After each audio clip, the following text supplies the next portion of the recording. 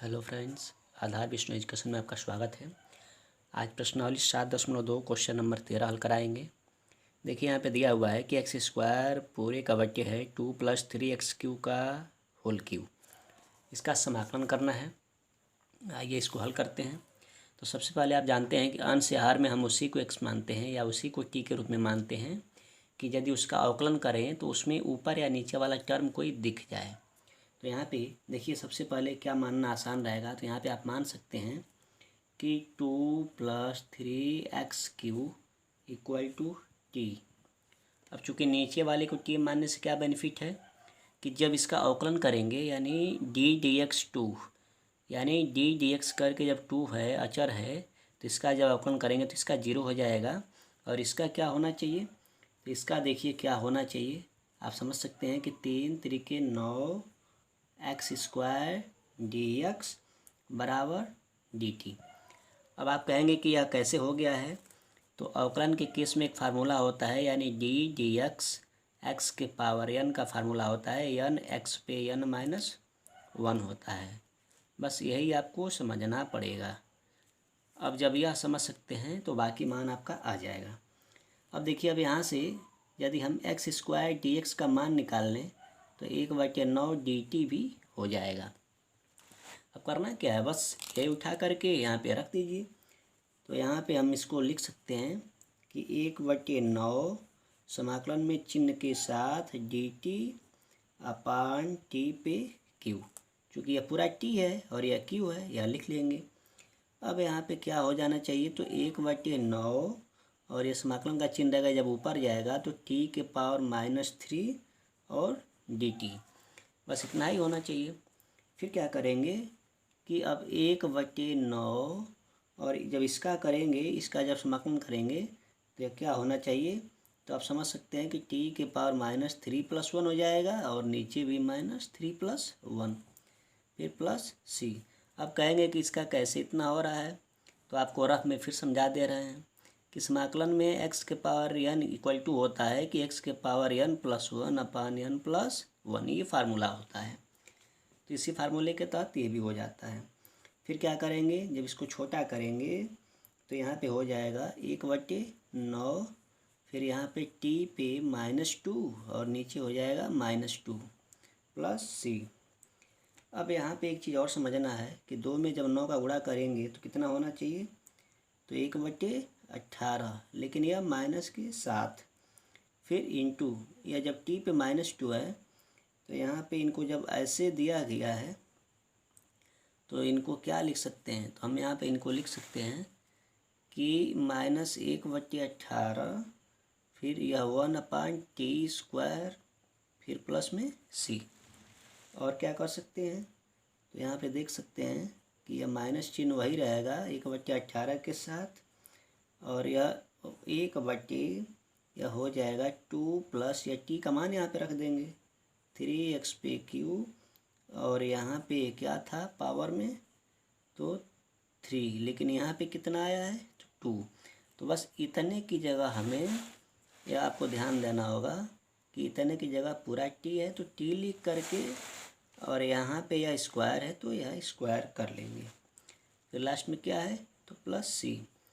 अब आपको आंसर लिखना है तो बस कुछ करना नहीं है, माइनस ही लगा लीजिए और पूरे का 1/, करके यहाँ पे आप नोट कर दीजिए, यानी 2 + 3x³, फिर यहाँ पे स्क्वायर और +c।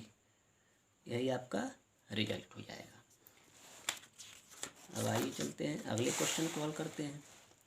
देखिए अगला क्वेश्चन यानी 14 नंबर क्वेश्चन क्या है, तो आप देख सकते हैं कि 14 नंबर दिया है कि 1/x log x के पावर m, फिर x > 0 और m ≠ 1, यानी m 1 के बराबर नहीं है।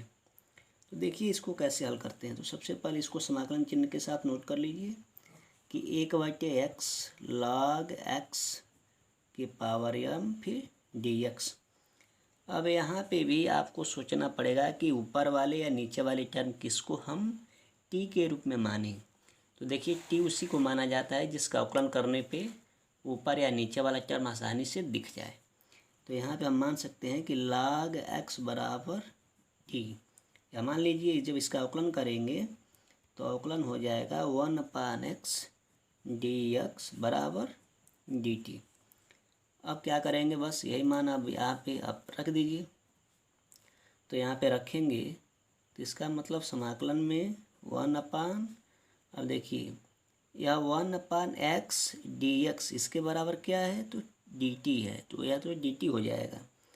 और यहाँ पे log x का मान क्या माने हैं, तो t माने हैं, तो बस t के पावर m हो जाएगा। तो 1/t के पावर m dt।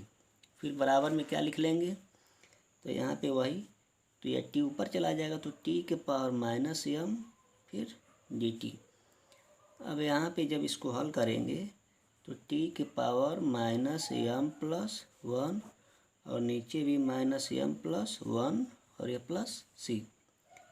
अब यहाँ पे आप समझ सकते हैं कि t का मान यदि रख दें तो t का मान रख लीजिए, तो t क्या है, तो log x, फिर यहाँ पे या -m+1 है तो आप ऐसे भी लिख सकते हैं, लेकिन एक परिवर्तन भी कर सकते हैं, या प्लस वाला मान पहले लिख लीजिए तो 1 -m हो जाएगा और नीचे भी 1 -m और ये +c। यही आपका आंसर हो जाएगा। ये भी सवाल बहुत ही आसान है। अब ऐसे ही चलिए चलते हैं 15 नंबर को हल करते हैं। देखिए 15 नंबर सवाल में क्या है, यानी क्या दिया हुआ है। देखिए यहाँ 15 नंबर में दिया हुआ है कि x अपान पूरे का है 9 - 4x²।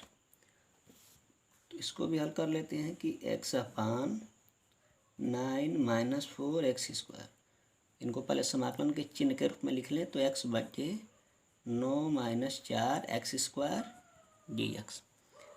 अब यहाँ पे क्या करना है, तो सबसे पहले मैंने आपको यही बताया कि आप t किसको माने, तो यदि t नीचे वाले को मान लें, अवकलन करें तो यह x dx ऊपर वाला टर्म हमें कहीं ना कहीं मिल जाएगा।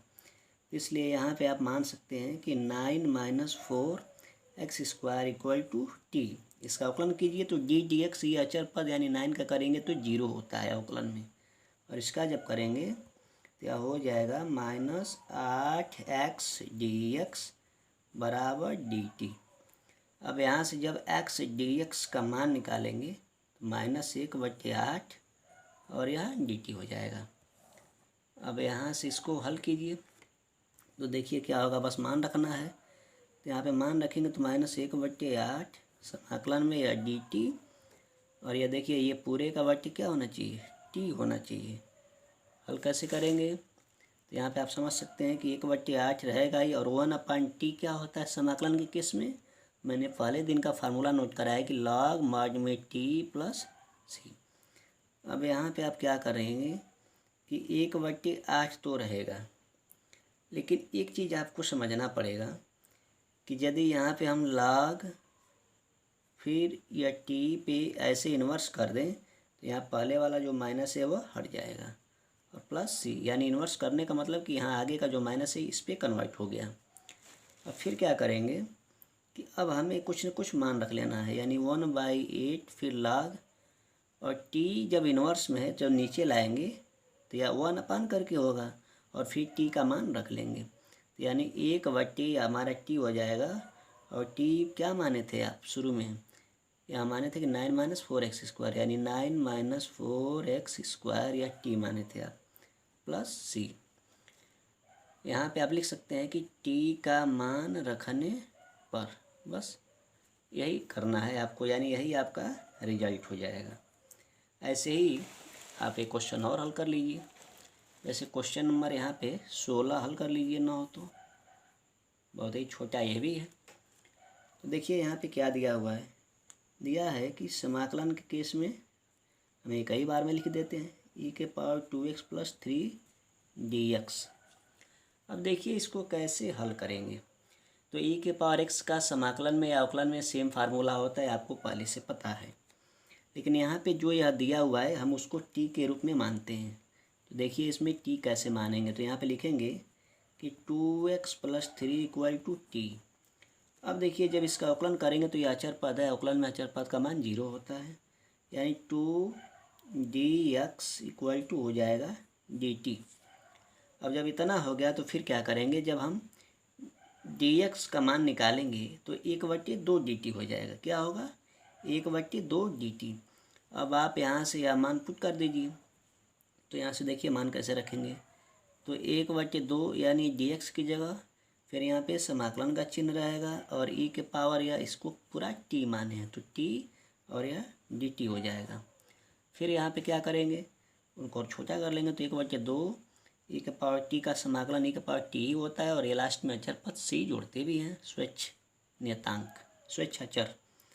अब यहाँ पे 1/2 e के पावर और t का पूरा वैल्यू आप रख लीजिए। तो t का वैल्यू कितना है, तो यहाँ पे e के पावर 2x + 3, फिर ये प्लस c। अब यही आपका उत्तर हो जाएगा। एक छोटा सा कंसेप्ट आप यहाँ पे लिख सकते हैं कि t का मान रखने पर, यानी यह जब t का मान रखें तभी तो आया है, यहाँ से और तो कोई विशेष बदलाव हुआ नहीं है, बस जब t का मान रखे हैं तो आपका रिजल्ट आ गया है। आइए चलते हैं फिर 17 नंबर क्वेश्चन को हल करते हैं। चलिए देखिए 17 नंबर में क्या दिया हुआ है।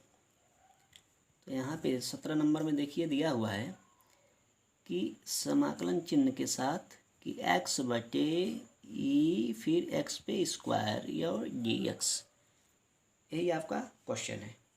तो देखिए इसमें भी क्या करेंगे, सबसे पहले हम e के पावर x को t के रूप में न मानेंगे, क्योंकि इसके ऊपर पावर दिया हुआ है और यदि इसका अवकलन करेंगे तब x dx के रूप में हमें प्राप्त होगा, इसलिए x² को t मानना ज़्यादा उचित रहेगा।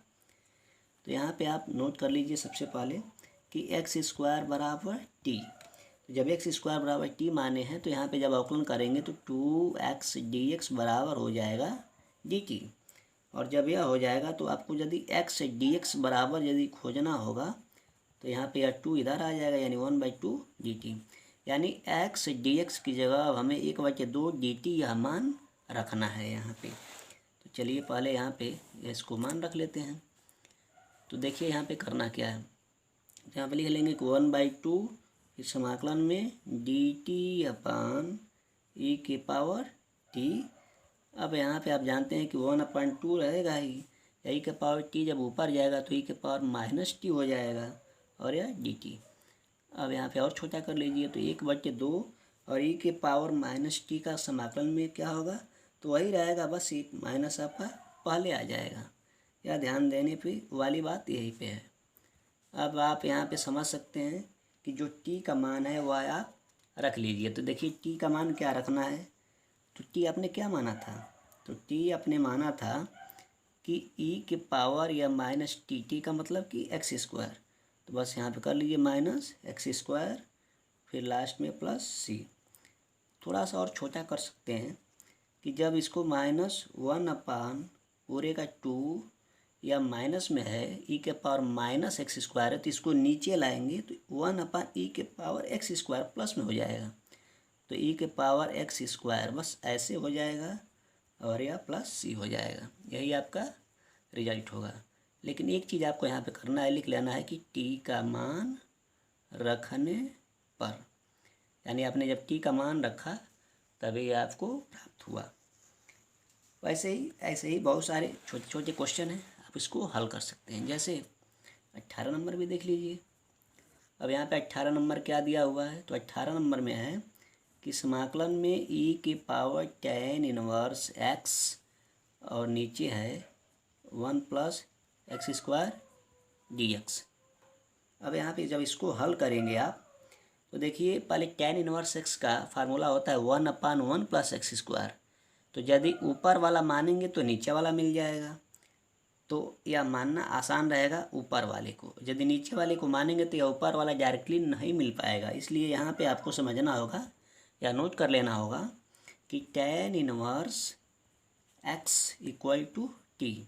अब इसका जब अवकलन आप कर देंगे तो 1/1 + x² यह फार्मूला होता है, dx बराबर हो जाएगा dt। फिर क्या करेंगे आप, इसके बाद बहुत ही सरल या मान आप पुट कर देंगे, इसमें यह वैल्यू आप रख देंगे। तो चलिए इसको रखते हैं। तो देखिए रखने पे क्या प्राप्त होगा, यहाँ पे e के पावर tan 1x को क्या माने तो t, तो t हो जाएगा और पूरे का 1/1 + x² dx बराबर क्या है तो dt है हो गया। तो अब यहाँ पे हम dt लिख सकते हैं। अब क्या हो जाना चाहिए, तो ई के पावर टी का समाकलन ई के पावर टी होता है और प्लस सी होता है। अब ये भी निकल गया। अब आप क्या करेंगे कि ई के पावर टी वाला वैल्यू रख देंगे, यानी tan इनवर्स एक्स और प्लस सी। यहाँ पे लिख लेंगे कि टी का मान रखने पर, यानी हमने टी का जब मान रखा तब इतना हमें प्राप्त हुआ, यही आपका आंसर हो जाएगा। तो आज के लिए बस इतना ही, धन्यवाद।